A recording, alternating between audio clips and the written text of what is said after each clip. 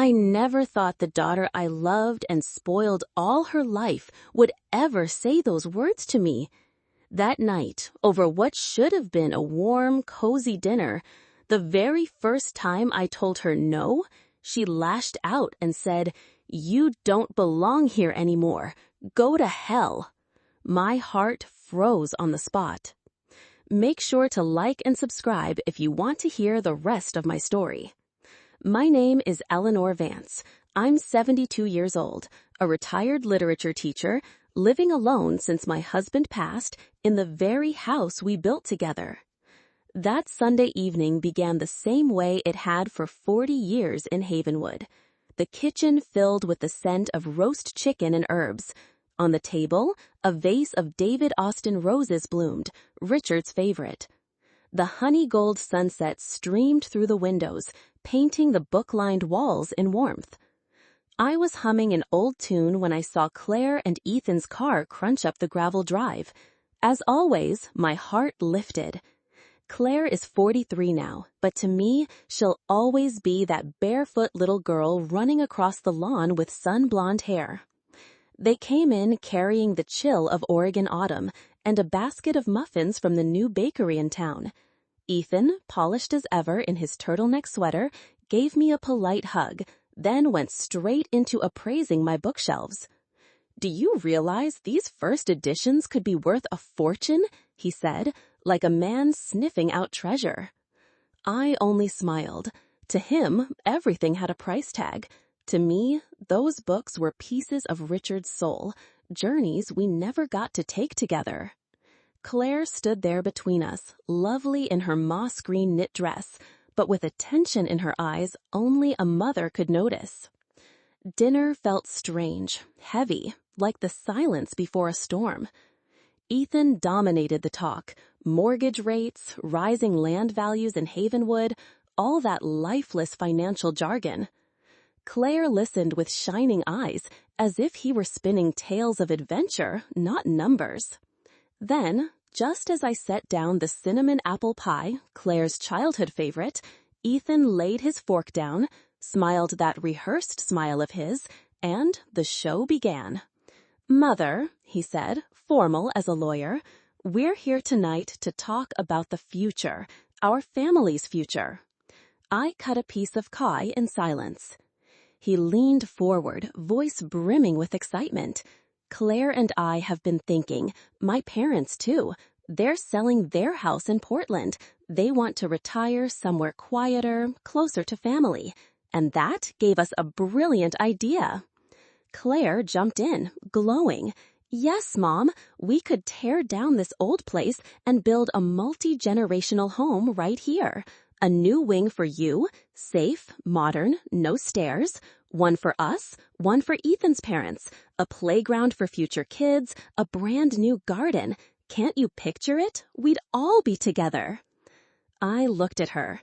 She was painting a perfect family picture. But in it, my home, Richard's legacy, was nothing more than a blank canvas to be wiped clean. Ethan pressed on, hitting where it hurt. "Think about it, Mother. This is the best way to protect and grow Dad's legacy. Instead of letting it remain just an old house, we can turn it into a true estate for generations to come. Surely that's what he would have wanted." He spoke of my husband as if Richard were a business partner, as if love and labor were stock options to be traded. And worst of all, Claire nodded eagerly, eyes lit with hope for a shiny future her husband had scripted. They weren't asking, they were announcing. When he finally finished, waiting for applause, I laid my fork down, dabbed my mouth with linen, and breathed deep. Silence hung thick.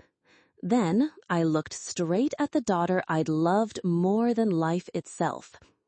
"Your plan is very thorough," I said, softly, steady, "but my answer is no."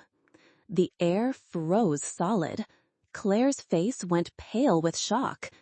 43 years, and I had never said no to anything that truly mattered to her. From the East Coast boarding school she wanted to the grand wedding Richard and I scraped to afford, Her happiness had been my compass. And for the first time ever, I had placed a stone in her path. Ethan lit the match. He placed a hand on Claire's shoulder, a gesture that looked like comfort, but was meant for me to see. "I told you so," he whispered, just loud enough. "Your mother will never let you decide your own life." That spark caught fast. Confusion in Claire's eyes hardened into fury. The sting of rejection twisted into a personal humiliation. She shot up from her chair, the legs screeching across the floor like a warning siren. "No? Did you just say no?" Her voice trembled, not from sadness, but rage. She began pacing the dining room like a caged animal. "I've spent my whole life trying to make you proud. I've done everything you wanted, and now, the first time I ask for something for my own future, you tell me no?" Every word landed like a blade to my chest. I tried to steady myself. "Claire, it isn't like that." "You're not protecting memories," she snapped, eyes blazing. "You're just controlling me, just like you've always done, and I'm done with it." Her accusations hit like stones. All my sacrifices, all my love, suddenly twisted into tyranny. I looked at her, and for one aching moment, I didn't recognize my daughter. This wasn't my little Claire. This was a stranger with a face contorted by anger. In a desperate attempt to pull her back from Ethan's grip, I said, "Claire, don't let him." That was my mistake. "Don't you dare blame him," she screamed, voice sharp as ice. "This is my decision. His parents will be moving in this weekend. I need you to pack up and be out before Friday." The world stopped. Each word froze into my bones. Pack up? Be out? Friday? This house, Richard's hands built it. I brought Claire into the world here. I mourned him here. Every memory I had lived in these walls. "You're kicking me out?" My throat locked as I whispered. She didn't flinch. Anger gave her a merciless strength I had never seen. "That's right," she said flatly. "If you can't support my future, then you have no place here. Go to hell." Those two words hung in the air, killing every other sound. Then she turned away, as if unburdened. Ethan followed, his smirk a silent victory. The front door slammed shut. The echo thundered through the silence, like a gunshot marking the end of a life. I stood frozen in the living room, surrounded by the smell of cold chicken and wilting roses. I didn't cry. The pain was too deep for tears. My own child had exiled me from my life. And in that moment, I knew a war had begun. I don't remember how long I stood there. The pendulum clock ticked in the corner, a sound that once lulled me to sleep, now counting down like a bomb. Friday. Claire had given me a deadline, an ultimatum. I looked around my home. Moonlight silvered the spines of old books, the dust on Richard's piano, the framed wedding photo on the mantel. Everything was still there, yet its soul had been ripped away. My home was no longer a haven, it was a battlefield. That night, I didn't pack. I didn't touch clothes or jewelry. Instead, I walked into Richard's study and unlocked the oak cabinet I hadn't opened in 10 years. Inside, everything lay just as he'd left it. I pulled out a heavy metal box labeled Vance Legacy. It wasn't filled with money.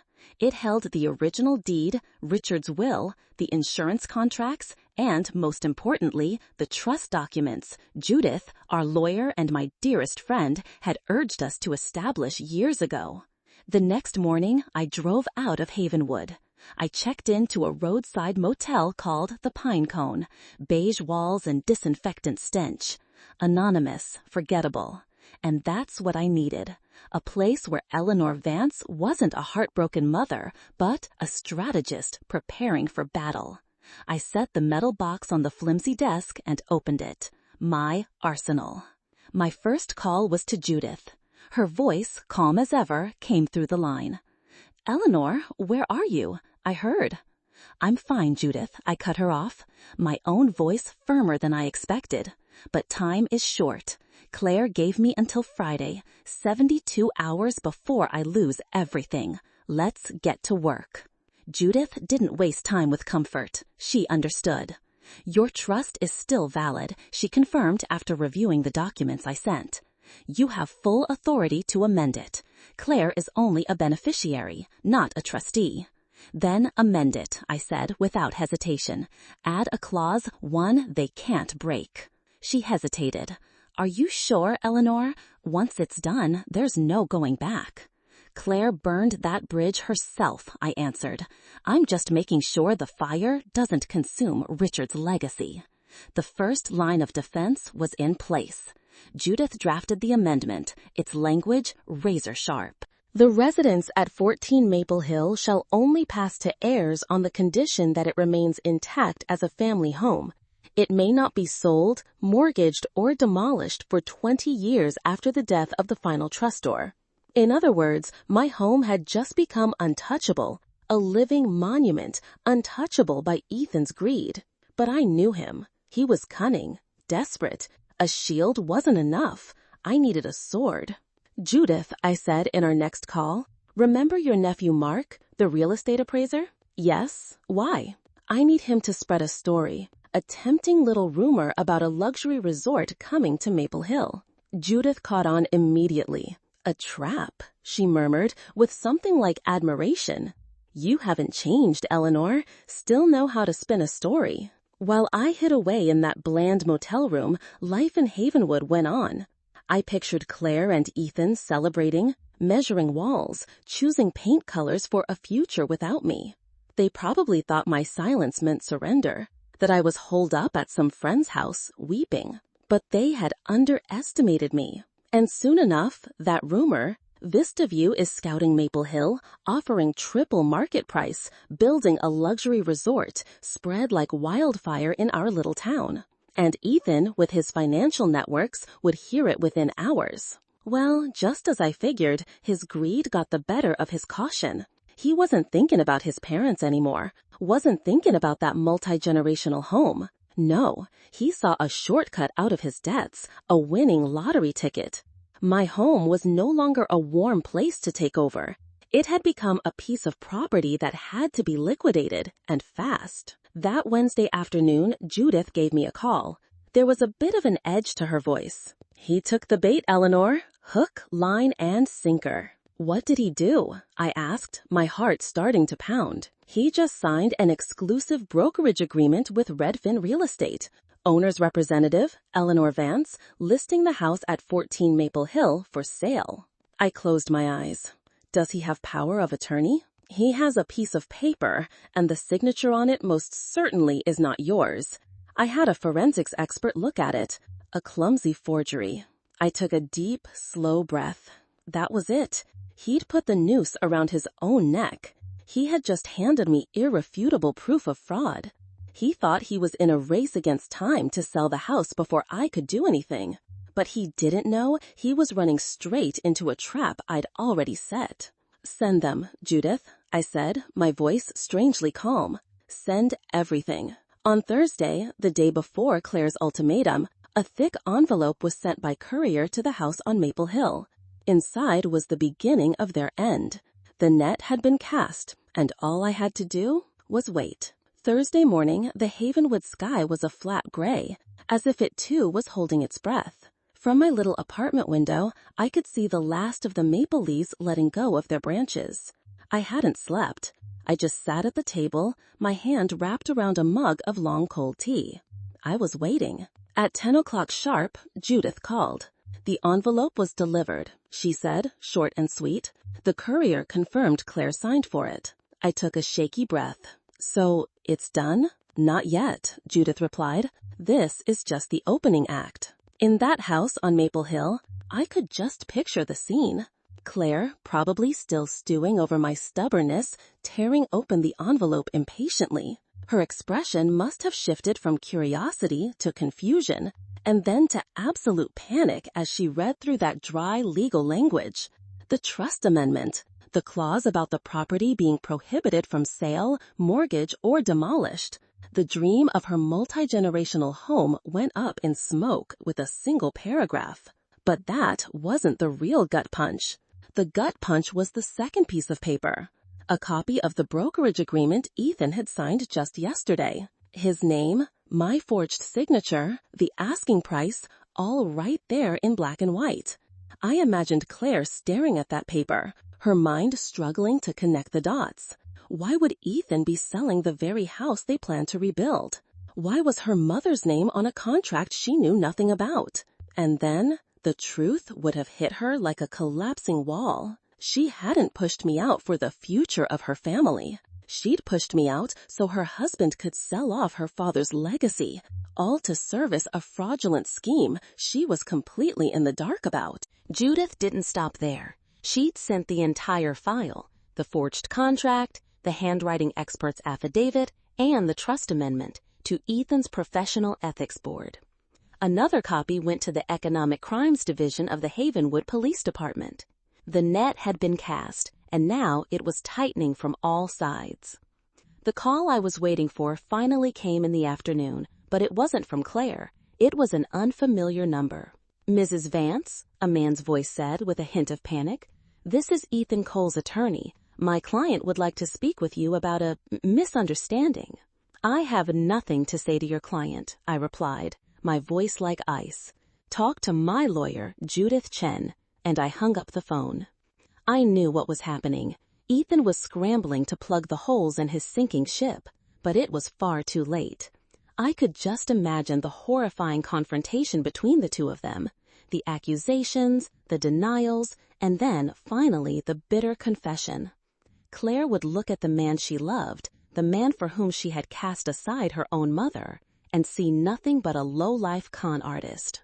The house of cards they'd built in their dreams had come crashing down for good. That night it rained, a real gully washer, washing the streets of Havenwood clean. I sat in the dark, listening to it beat against the window pane. The phone rang again. This time it was Claire. I let it ring. Once, twice, 3 times. I didn't want to hear it. Not the crying, not the apologies, not the blame. My silence was the only answer she needed. Finally, a voicemail was left. I opened it, holding the phone to my ear. Claire's voice was choked with sobs, completely broken. "Mom, I'm so sorry. I didn't know. Ethan, he's gone. He's just packed his things and left. Mom, what do I do now?" I deleted the voicemail. Her pain was real, I have no doubt, but it was the consequence of her own choices. I didn't cause this. I just refused to be a victim. A week later, Judith called and invited me for a cup of tea at her office. When I arrived, she had a pot of my favorite Earl Grey already. She didn't beat around the bush. "Ethan Cole has officially had his professional license suspended," she said, setting a cup in front of me. "The board acted faster than we expected. He's toast, Eleanor. His career in Havenwood is over." I nodded, sipping my tea in silence. It was justice, cold and necessary. Judith looked at me, a hint of concern in her eyes. "There's one more thing. Your next-door neighbor, Mrs. Gable, she called me. She was worried. She heard a terrible fight and things breaking on Thursday night, the night Claire got the envelope." I put my teacup down. "What happened?" Judith relayed what Mrs. Gable had overheard through the thin walls. It wasn't just an argument, it was a war. Mrs. Gable heard Claire wailing, screaming at the top of her lungs, "You lied to me," followed by the sound of shattering glass. And what was worse, she heard Ethan's voice. Not comforting, not apologetic, but snarling, brazen. "Yeah, I did it," Judith recounted Ethan's words, as told by Mrs. Gable. "What did you think I married you for? Your looks? For love? I needed money, and your old mother is sitting on a gold mine. It would have been perfect if you hadn't been so stupid and made her suspicious." Then there was a silence, filled only by Claire's broken sobs. Mrs. Gable heard Ethan say one last thing before a car door slammed and tires screeched into the night. "Some lucky charm you are. You made me lose everything.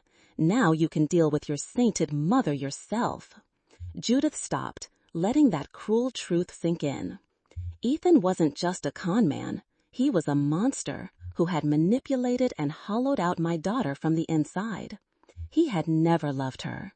He saw her only as a tool, a bridge to get to my assets.